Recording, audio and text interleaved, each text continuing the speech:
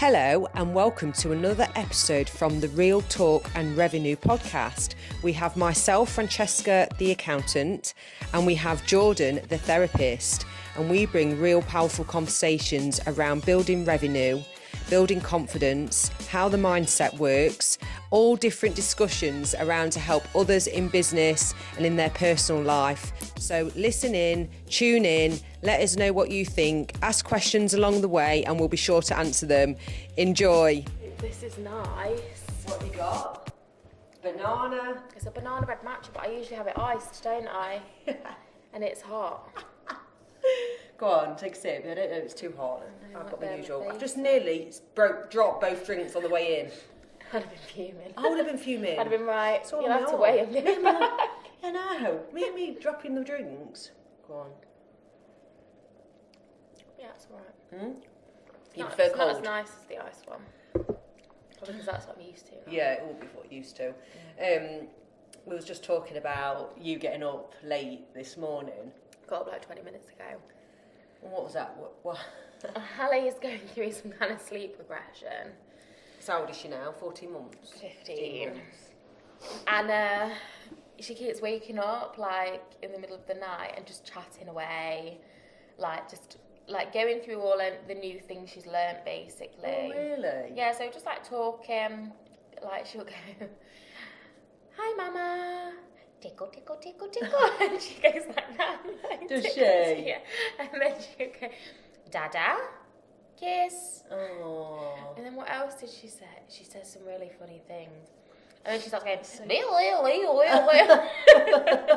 So cute. It's really cute. And then you're like, right, just go back to sleep. And then you go, "Shh, go back to sleep now." She goes, "Shh, sleep in." And then she'll pretend to sleep. And she goes, "Shh, shh." Oh, that's so funny. And then she's like, "Mama." And I'm like, "Sleep in." Oh, so difficult. Do you bring her into your room then? Yeah. Yeah, we do co-sleep from the middle of the night. In the middle of the night. The other, we've had some really rough nights though with very multiple wake-ups. So the other night George went into the spare room and I had her next to me and we create a little pillow barrier. But at one point she flopped herself onto the edge of the pillow and I was like, I literally can't sleep because you're just going to roll yourself off. So I had to put her back in her cot and it took 2 or 3 attempts to get her to stay in there, with a pillow of ours in there, a teddy in her hand. Yeah. She doesn't have a comforter, that's the thing. So that's quite difficult as well. We're trying to wean her off milk and stuff, but she didn't have a lot to self-soothe because it's either us or milk now. She never took a dummy. She doesn't have a teddy that she's attached to or anything like that. So it's a challenge, but parenting is a challenge. I think we touched upon it last week and we said we'd speak more on it because, bless my two, it's an interesting one, isn't it? It's how you parent. And there's no manual, no rule book. no, you just do your best, really. You just do your best. But you can make rods for your own back at the same time. But it doesn't mean I'm an expert just because I might be a bit more harder. But my kids might be receptive in a different way to yours. And it's learning that. But I was quite, not strict, I was probably more... You've said this before, you're a stickler for routine anyway, aren't you? Yeah, I love a routine. Yeah. I do remember mine waking up in the night, but it was because they had a dummy. I remember this, and that's when you introduced the dummy clip. I don't even know if these dummy clips are allowed nowadays at bedtime. Yeah, they are. Yeah. So then once I realised, because I remember going into Bella, I think it was, where she was going, "No me," shouting for it, and I'd go in and I could see her asleep trying to find it herself. Yeah. And it was down the side of the cot, and we did that for a while, and then I thought, oh, dummy clips, okay, let's try this, and it worked a treat. Yeah. And I also think it's okay, because I follow a couple that've got twins, and they did that sleep, what do you call it? Sleep training. Yeah. And it's interesting, because sometimes you don't say that you're doing that, because people assume you're being cruel. Yeah, some people are against it, but I think it looks very different now because people think cry it out, leaving your babies to cry until they learn, essentially, you're not going to come. Because I think, back in the day, they used to say, they'll learn to self-soothe, but they don't, they just learn you're not going to come, so they stop crying, and that's really sad. Yeah. But I think sleep training now... Do you think that is really sad? Yeah, because it's a learnt response that their needs aren't going to be met. Babies cry because they need something, they need safety. And if you think about how we like used to live like years and years ago, like we lived in tribes, and like other animals, like every other animal really in the animal kingdom, you'd sleep as close to your mum as possible for protection and safety. So there's still that mechanism in us, and actually it's only like the capitalist society that we live in that tells us we should get our kids sleeping in their own room ASAP, because we've got to get up and go to work, we've got to get up and function. Like, but it doesn't do. So biologically, but so cry it out is not. It's not an attachment-informed strategy. Sleep training now looks very different to that, and it's like it's just letting them cry a little bit. So you might like wait like 30 seconds to a minute before you actually launch into the bedroom and pick them up. Like, and sometimes we do that. We'll just wait to see, like, check the monitor, down. Like, is she actually up looking for us? Or sometimes she's like still like laid down and stirring, but just having a little cry. Or so you're okay, but it's like, it's interesting because I've heard loads of stories over the years. And you hear that some parents have their kids in their beds at 5 and 6 years old because that's what they've always done. There's no right or wrong. For me personally, I don't want that. But a lot of people don't, and nowadays. But do they convince themselves they don't mind? Well, it's easy to deal with. I don't think it's convince yourself. It's whatever your values are, because, like, we were like quite happy to co-sleep. Just for the reasons that I've just said, like it is the most natural thing in the world, essentially. But it doesn't really fit with how we live nowadays. Like if it's disrupted to your sleep, that's the issue, really. So yeah, like people that, and there's a lot more people now co-sleeping that there will have been like 10 years ago. Oh really? Well, yeah, because there's different sets of research. Like, you know, there's different reasons that parents will do that, and it's values based, not just for an easy life. Like, because as you know, it's never an easy life. It's not actually that easy co-sleeping and not co-sleeping. Both hard in different ways. So yeah, I can't deal. But there's no judgment. I'm not. It's just whatever This is open, safe space to talk about it, and no right or wrong. Yeah, it's just whatever works for your circumstances, your setup. And how you want to parent, really. It's so interesting. Just to give you a bit of background then, if anyone's new listening as well and don't really know us as people, I've got 2 children. One's 19, and that sounds so old, and one's coming up 16 in July. They're doing the GCSEs now. And when I had my 2, I was basically doing it on my own, from the off. And to be fair, I was 21 when I gave birth first time round, and it was so difficult when I think back. I mean, it was difficult at 31. Do you know what I mean? Yeah, true. You were 10 years older than exactly. Yeah, so rough. But I guess for like different reasons. Do you know what I mean? Yeah, I do remember feeling very insecure as a parent at 21. And but back then as well, like the landscape was different. Like a lot more judgment, I think. I felt like I was being judged. Yeah, nowadays there's more, like we can still feel like we might be judged, but there's more people doing it different ways. So there's a bit more freedom to just do what suits, rather than, you know, like breast is pregnant. best. And like pressure to do things in a specific way was probably much more prevalent there. I actually breastfed for 6 weeks though, which I think is quite a good achievement for a young person. Yeah, definitely. Not knowing really what they were doing. Yeah. And I really was determined and worked with the health visitor, I remember, because Bella would feed on and off every 5 minutes. It would be like... Yeah. It was hard work. The best thing I did was move to bottle. Yeah. So I get my routine. Yeah, that's the best thing we did, because obviously I was recovering from C-section, like I had a traumatic birth, like my body wasn't producing the amount of milk she needed. I was in loads of pain from the surgery and then from breastfeeding. It's horrible and like pain. Then trying to recover from surgery and like having to be the one to wake up every time to feed in the night when they're newborn. Oh. Yeah. So hard. And that hats off to mums that do it. Some people can, some people can't. It's just like trying not to beat yourself up whatever you do, whether it's a decision or not, because sometimes it isn't. Do you know what I mean? It's not a choice necessarily. Yeah, and if you're in a relationship environment or people around you that are judgmental or toxic, it's even harder. Yeah. It's interesting because I remember flashbacks to things, and it's really hard to like, when I think now, God, I was only 21, I was so young, dealing with like a human I know. on my own. Whereas at the time you just get on with it, don't you? Yeah, I did, and you learn along the way, and I didn't do any baby groups though, or joining in. I remember you saying. Yeah, I think that's one, there weren't many about then. Yeah. And two, I just like to keep myself to myself and get on with it, I suppose. Yeah. Maybe it's that fear of judgment. I remember feeling very anxious every weigh-in every week that I went to. Oh, yeah. So undressing the baby in front of people, and Yeah. the waiting, getting there. Yeah. God, can you imagine that? 21. I I'd only know. passed my driving test a year and a half before or something It's daft, all 2 the years things, before. isn't it? Like, I remember driving with Hallie for the first time in the car and just being absolutely petrified. Like, Oh, you was as well. so I just used to think, like, she's so fragile. Like, doesn't matter how safe I drive, I can't control other people. Like, there's that postnatal anxiety. Like, whether it's to a clinical level or not, you are navigating something brand new.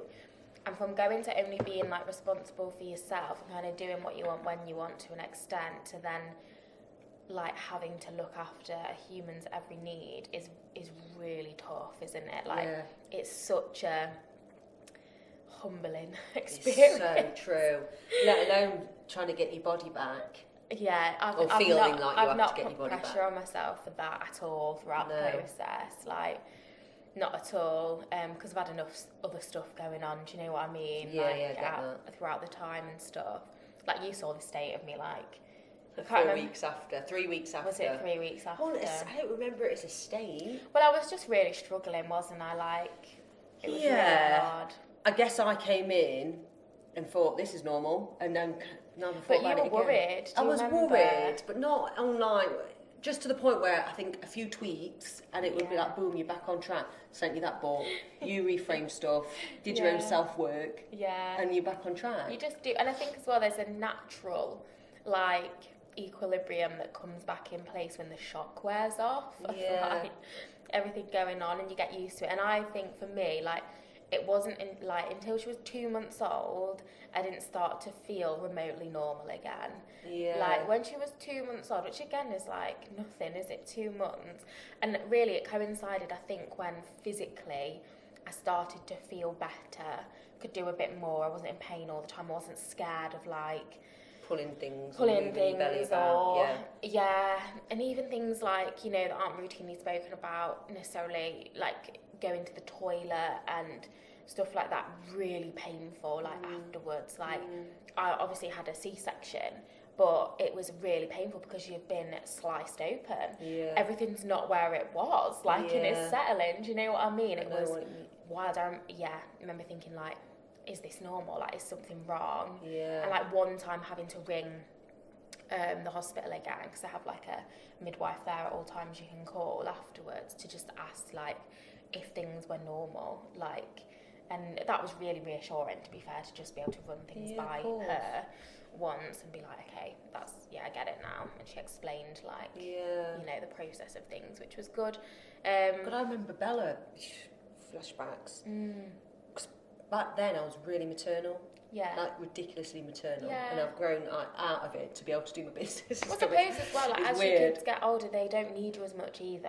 No, like, when they're in secondary school, it's a it's a whole different ballgame. They don't need you as much. Yeah, exactly. And they don't really want to spend that much time with you either. I know. It's like day and night, isn't it? It is. And I remember Bella having an operation. I'll never forget this. Makes me emotional. Why is it? Because it's hard. And I think when you look back at this age, you have so much compassion and empathy for that younger version of yourself as well. Like, I do actually. Having to go through that at such a it is. It's really hard. She had a hernia in her groin, so she struggled to go for number 2. And I had to do all these techniques to help her before she had the operation. She had it at like 13 weeks old. Oh God. When absolutely fine. I wasn't that sort of parent that was completely scared. But what I loved, and I'll never forget this moment, was she came out of theatre and the nurse was carrying her. She was absolutely screaming. Came straight to me. I held her and said, it's all right, Bella. And she settled down straight away and falling asleep in my arms. And then I knew, and then at that moment I thought, bloody hell, I'm doing a good job. Yeah, you can make me cry. It's emotional. Well, have I thought of that story? I don't think I've even told Bella that story, actually. She'll hear this and go, bloody hell. Because the moments are profound, aren't they? Like, yeah, because you question yourself a lot. It's like a brand new role, and also it's, in a way, it's a role that, like, you're expected to just take to. God, it's so true. Because, like, your body was made to do this or whatever, and that comes with, like, the weight of so many expectations. And, you know, I bet it was hard, like, back in the day when that's all women were doing, like childbearing, looking after kids. And it did feel like that's what you know, I like hunter-gatherer days. Like, that was my job. Yeah. It was going to be like my job in a little 16-hour-a-week, 15-hour-a-week little job, which was fine. Yeah, but nowadays that's not the case, and even back then, like, it's not the case where women, that's their only role. No. Like, there's just a lot more to it, and it's good in ways, like, there's variety, and, you know, we connect with different parts of ourselves, but it's a lot. Like, we juggle a lot. Humans nowadays are juggling a lot. Yeah, it's so true. Now, but obviously I need to tell you, just to like cut into it, about Hallie swearing the other day. Oh yeah, tell me this. So we went for some lunch, and on the way back, we went to Nottingham for an appointment for her because she's had constipation. Yeah, it's horrible. In, like, response to milk, which is a nightmare. So on the way back, we said, we'll call in somewhere and get some lunch. It was a disaster because she was asleep, she was really tired. Then, like, we've got a car seat now that doesn't transfer out of the car, so we trying to transfer her to the pram. And I hit her head off the door on the way out. What do you mean? What do you mean? When I was getting her out of the car seat, you banged her head. Yeah, well, I banged her head on the door. Don't. We're not laughing, just for the audience. I know, but like, because we're abusive. Was she mad with that? I felt so bad. Was she mad with that? Me? Oh, I felt so bad. And George was like, it's that thing where, like, it does create tension at times because waking them up, like, you're unsettling them again, they need the nap. I felt awful, like, we should have just gone home and let her sleep and not tried to transfer, but for the most part she transfers quite well, not if she smacks her head on the door on the way out. Shoot. What happened then? So anyway, she screamed, and that was it. She was awake then. Oh, but you felt sick. I just felt really bad. So we went in, and she was a bit like, you know, oh no. So it was on the way in that I was then carrying her in, and George was like pushing the pram in. As we went in the door, he sort of caught the pram wheel on the wall, on the skirt, and he went under his breath. He went, "Oh, for fuck's sake!"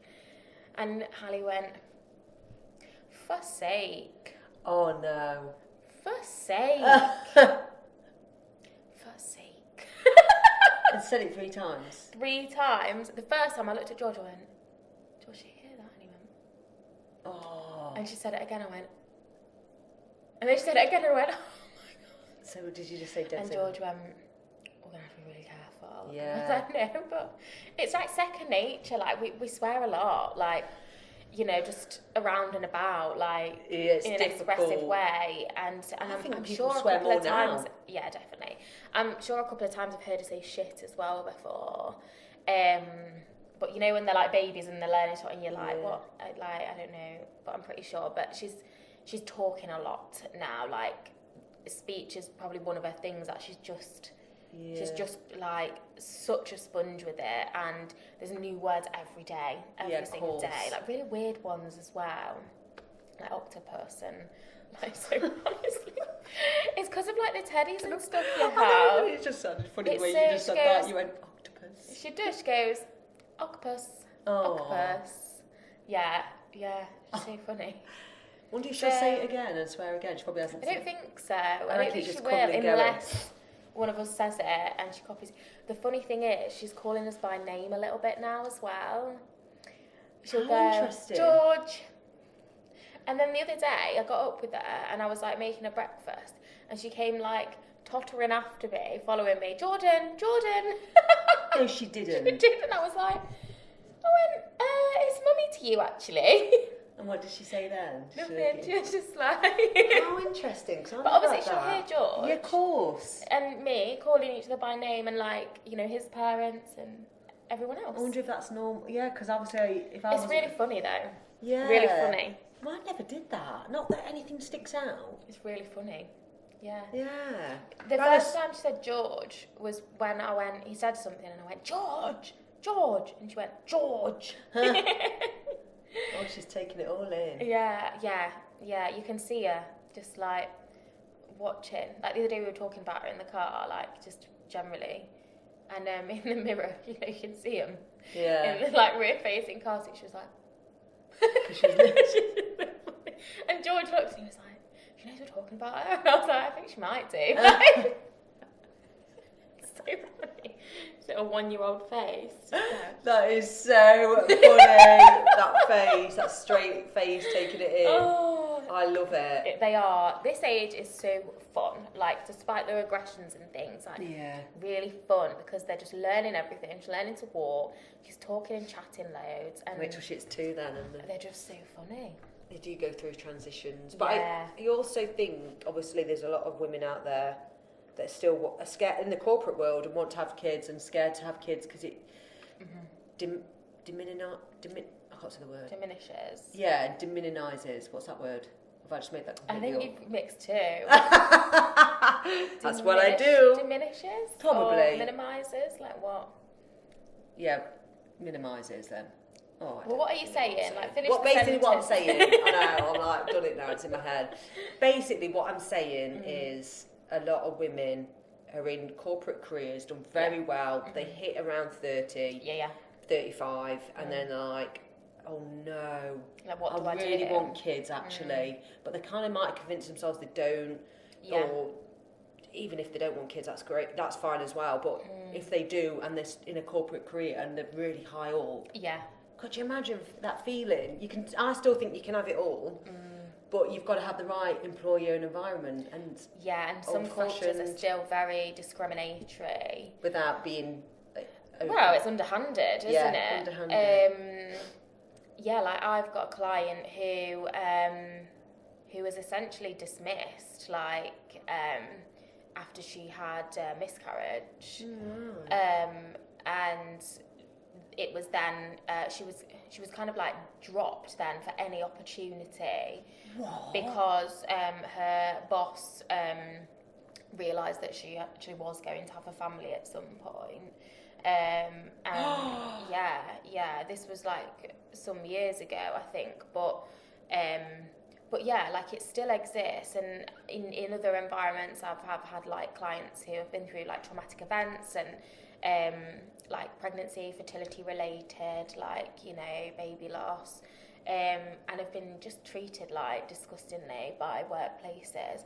But it's really hard. It's one of those things. It's really hard to for people to fight their case, because it's smoke and mirrors. Like in companies, obviously they have very good legal representation often, because of, you know, the kind of money they've got, these big corporations, and also like it's very easy for them to say that's not why. Do you know what I mean? Now there is more protection, and I think like you can't be sacked or made redundant or things like that for like whilst you're on maternity and for a period after you return, and I think there's something about pregnancy. But yeah, there's nothing about, you know, women who are trying to get pregnant that period, or you know, if you've had to tell your employer that you've experienced a loss for some reason, you know, it's it's really hard. So yeah, there's still a lot of discrimination out there against women. I've got clients as well that work in the corporate world and are still earning significantly less than male counterparts, and have challenged that and have been told they can't have like more money, even though and you know, when you just people that's like some people will have you believe that sort of thing it doesn't happen anymore. It absolutely does. And if you look at the statistics and, you know, salaries of men and women in the same job, so terrible. And, you know, it's directors and CEOs of like you know what they call, like, that's American, isn't it, the FTSE 100? What's the UK equivalent? I can't remember. I don't know what you mean. of like pay, basically showing pay. The like top companies, anyway, I don't know. But yeah, like female representation is still not where it should be. But also, like you say, it then throws up questions like, you know, women are having to consider, do I have children and then have to take a step back from my career, or do I want to? I'll tell you something though. And I wasn't sure, you know, I wasn't sure. Women are good in business though. Really a lot of women good. are better than they allow themselves to believe or had the opportunities to. A lot of women are better than men. Yeah, 100%. And I went to that event last night in Sheffield. Oh yeah. It's so good. It's Oh, so please amazing. tell me for the next one then. Keep saying this. I know, the next one's October, so... What? It's my High Rocks thing. And you know when it's just going to be God, near it, that's going to yeah. be a big deal for me. Yeah, do you know unless what it's date it's after. on? No. I'll keep an Keep eye an out eye and let out. you know. Yeah, perfect. But there was, I can't remember her name now, Fiona something, and I think she's like a previous Radio 1 don't know her. like host. Yeah. And now like a podcaster and's got her own company. And she was saying, like she was talking about how mums make really good employees, managers, business owners, because they're time poor, and so efficiency is like key in many ways. I love that. You know, because you know how to get things done in a short amount of time, and I'm like gobsmacked at the amount I'm doing now in comparison to when I had all the time in the world. It's like I almost procrastinated more because I didn't have to do anything. I knew I could just fall back on, I'll just work then, or I'll do that then, and I'll do this now. Whereas now I just don't have that luxury. So I know if I've got time to, don't get me wrong, I still procrastinate all the time. But like less than I used to, and I know like, right, I need to get this done in a specific time. And I have to be more bounded with my work because like looking after my daughter. Do you know what I mean? Honestly, anyone listening that have got children, it's like, definitely look internally, but at the same time as well, there's so much more you can achieve than you allow yourself to believe. 100%. Oh my God, that rhymed. So much more you can achieve if you allow yourself to believe. I'm just giving myself the absolute Well, you will in that voice. Rose, yeah, Bella, please make that into a reel.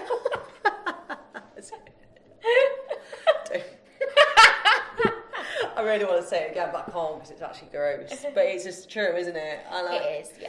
If you want to. If you want to, but most will say, no, I don't. It's the same with me doing my fitness as a parent. I remember after having children or pregnancy, I was 20 years old, and someone said, oh, your body will go, or whatever they said. God. And then after, I was so determined, and I know that might be sad at the same time. I did like my fitness before having children. I did my little workout at home. Yeah. And with Bella, I remember having her in the car seat, rocking her while I was jumping around the living room, doing my fitness and all this, that, and the other. And back then it was only 3 times a week, and then lots of walking. Yeah. And that's what I enjoyed. Is the pressure to be backing back? Maybe. Was I bothered by that? No. I like the pressure. I need that. Yeah. And that's okay for me. Yeah. But I also understand that some would like, no, I'm not going to. And I do it in my own time. Yeah, I think there's more of that now. It's kind of like a pushback on that. And again, I just think it goes back to like women's value being like, what is it? Like people basing our worth on our bodies and physical appearance, and men don't have that in the same way. Do you know what I mean? Some men do though. No, I mean like society doesn't place men's worth as much as dependent on physical appearance and body as women. So I think that's where it's coming from, a sense of like, fuck you. Like, I'm not going to bounce back. I'll let my body recover.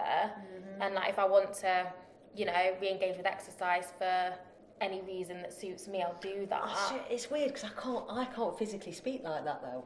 Why? Because in me, I'm like, I want to look my best. Yeah. It's interesting, isn't it? And I know sometimes I do put so much pressure on. It's like I've got a heavy session today. Yeah. And I don't just think, well, just take it steady this today if you're not feeling it. I'll be like, no. So you then are I can all wind I can wind myself up. Yeah. After having babies, I'll be like, I'll show you. That sticks in my head. I'll show you how to get back into you. I think I used to feel like that a bit more, and like the need to prove and prove people wrong. But now I'm much more like, I don't really need to prove myself to anyone. No, you don't. Like, genuinely, if you like me, you like me, and if you don't, you don't. Like, you know, our friendship isn't dependent on, like, the size of my body. No, or it definitely isn't. whether I turn up, you know, looking like one way or another. Yeah. And neither is, like, the type of mother I am, like, partner I am. No. The sort of therapist I am or business owner. I think absolutely, like, you know, there's value in doing things for ourselves, like, for sure. Right, here's another jumping in, talking about, you know, if you've been in a relationship a long time, Yeah. and just say your man puts on weight, for example, or you've put on weight, let yourself go. Yeah. That's quite an interesting conversation.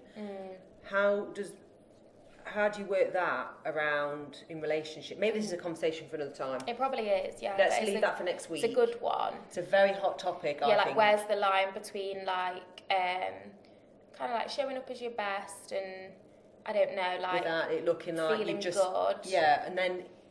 And where's the line between, like, just allowing breathing room and allowing yourself to be comfortable and not feel the pressure to be perfect, but, like you say, letting yourself go. Like, I hate that term. It's awful, isn't it? Because sometimes it's not letting yourself go, it's like ditching all those toxic beliefs that you're only valuable or you're only worthy of love or success or money if you look a certain way. I never saw it like that, but that's interesting, isn't it?